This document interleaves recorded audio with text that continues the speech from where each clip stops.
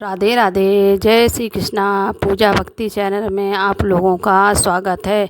साल 2025 में सितंबर माह का 21 सितंबर का सूर्य ग्रहण सितंबर महीने का खगोलीय घटनाओं को समझने वालों के लिए बहुत ही खास साबित होने वाला है। इस महीने साल का दूसरा और अंतिम सूर्य ग्रहण घटित होगा। यह पूर्ण नहीं बल्कि आंशिक सूर्य ग्रहण होगा, जिसका अर्थ है कि चंद्रमा कुछ ही हिस्से को ढक पाएगा। हिंदू पंचांग और नासा के अनुसार यह आंशिक सूर्य ग्रहण 21 सितंबर 2025 की रात 10:59 पर भारतीय समय अनुसार रात 10:59 से शुरू होगा।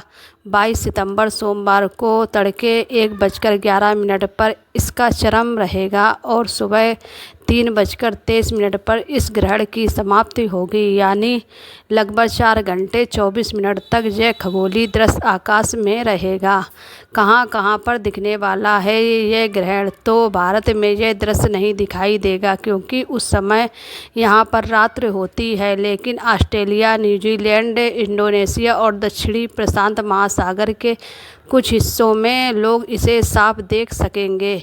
और जहाँ पर यह ग्रहण दिखाई देगा वहाँ पर ग्रहण का सूतक काल भी मान होगा। सूर्य ग्रहण का सूतक काल 9 घंटे पहले प्रारंभ हो जाता है। और अगर बात करें सूतक काल की, तो भारतीय समय अनुसार इस पूर्व सूर्य ग्रहण का सूतक काल 21 सितंबर को दोपहर 3 बज के शुरू हो जाएगा। ज्योतिष मान्यताओं के अनुसार सूर्य ग्रहण के दौरान वातावरण में नकारात्मक ऊर्जा का प्रभाव बढ़ जाता है, इसलिए मानसिक शांति के लिए मंत्र जप और ध्यान करना शुभ माना जाता है।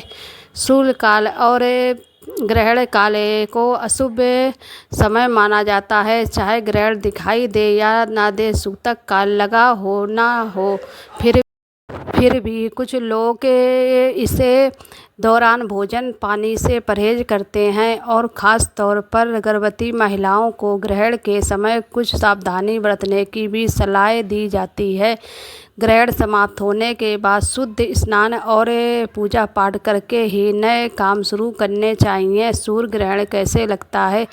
जब चंद्रमा अपनी परिक्रमा पर चलते हुए पृथ्वी और सूर्य के बीच आ जाता है, तब अमावस्या की रात में सूर्य की रोशनी आंशिक रूप से ढक जाती है और यही अदृश्य दिखाई देता है। सूर्य ग्रहण के रूप में गर्भवती महिलाओं को ग्रहण के दौरान घर के अंदर ही रहने की सलाह दी जाती है। अगर बहुत ही ज़्यादा आवश्यकता है तो बाहर जाते समय अपने शरीर को पूरी तरह से ढक कर निकले और आंखों पर लेंस लगाएं। डायरेक्ट सूर्य का ना देखें। तेज धार वाले उपकरणों का प्रयोग ग्रहण के दौरान नहीं करना चाहिए, जैसे चाकू, कैंची, सुई आदि। मान्यता है कि इससे होने वाले शिशु पर उनका विपरीत असर पड़ता है। लेटने और उठने बैठते समय आपको ध्यान रखना चाहिए कि सीधे पेट के बल ना लेटें, आरामदायक स्थिति में रहें। यदि हो सके तो इस दौरान ध्यान, मंत्र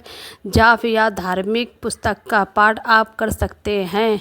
मंत्र जाप कर सकते हैं। ग्रहण के दौरान यह भी परंपरा है कि हिंदू धर्म के अनुसार गर्भवती महिलाओं का पेट पर तुलसी का पत्ता या कुसा घास रखनी चाहिए। ऐसा करने से ग्रहण का अशुभ प्रभाव शिशु पर नहीं पड़ता है।